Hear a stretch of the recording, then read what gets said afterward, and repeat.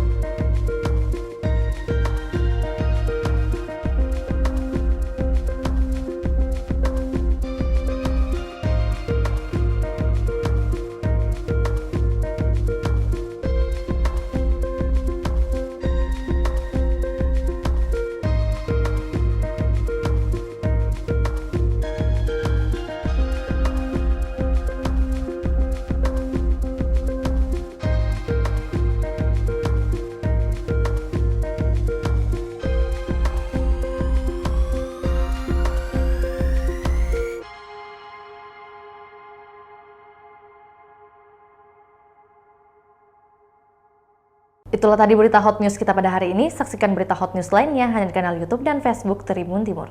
Terima kasih sudah nonton. Jangan lupa like, subscribe, dan share ya.